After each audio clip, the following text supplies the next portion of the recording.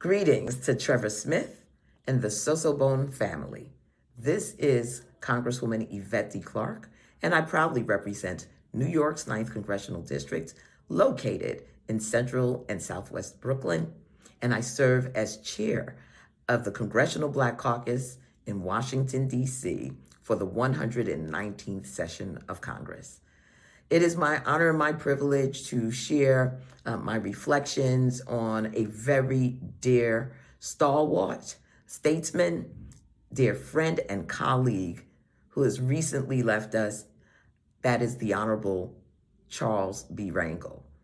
Charles Rangel, gentleman, statesman, prolific legislator, and colleague. When I first was elected to the House of Representatives, one of the very first members of Congress, of course, that embraced me was the chairman of our congressional delegation, none other than the Honorable Charles Rangel. Charles Rangel was also a founding member of the Congressional Black Caucus, and I, throughout my life, had the opportunity to be mentored by Charles Rangel, to be educated and informed by Charles Rangel, and to work shoulder to shoulder with Charles Rangel on behalf of our communities. When I think about my early days in my career at the Bronx Overall Economic Development Corporation, located in the South Bronx, that was my first real working interaction with Congressman Charles Rangel. I had met him a number of times through his association with the Honorable Dr. Yvette Clarke, my mom, and certainly through the work that he did in partnership with the Caribbean region and his participation in the Carib News business conferences over the years. So I'd been in his presence for a significant part of my life, but it wasn't until I was a staffer, if you will, in the South Bronx at the Bronx Overall Economic Development Corporation, where our paths crossed in a very professional way. He passed the legislation in Washington, D.C. that was signed into law to establish empowerment and enterprise zones across the nation. And as it turned out, Harlem and the South Bronx were chosen as a designated site for an empowerment zone in New York State. And I became the director of the Bronx portion of the empowerment zone. And, you know, that is just a testament to the type of values, the type of work that Charles Rangel has done throughout his service. That $100 million program, which was brought to our communities in the late 80s as a result of Charles Rangel's concern for the lack of development in communities that had been left behind, the South Bronx and Harlem, in the wake of the Civil Rights Movement.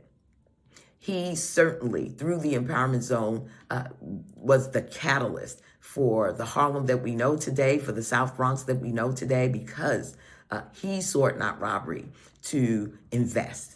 And, I can talk about the work that he has done in terms of establishing various trade agreements with the Caribbean region and certainly with the continent of Africa.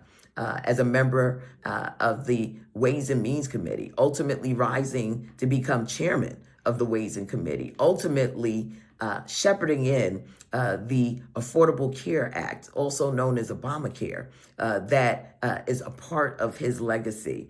So much can be said about Charles Rangel, his dedicated service, starting in the U.S. Army and earning himself a bronze medal and a Purple Heart for his sacrifice on the battlefield.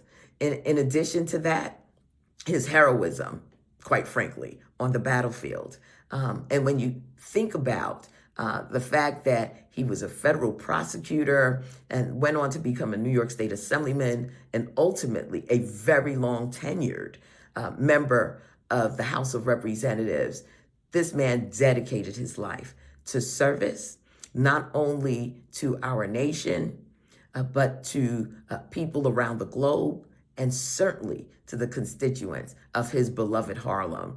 He will be dearly missed. And on behalf of the people of the Ninth District of New York, it is with a heartfelt and deep condolences that we extend our sympathies to his family, friends, and loved ones, and to all those who, like myself, have held Congressman Charles B. Rangel dear to their hearts. May he continue to rest in peace and power. Thank you.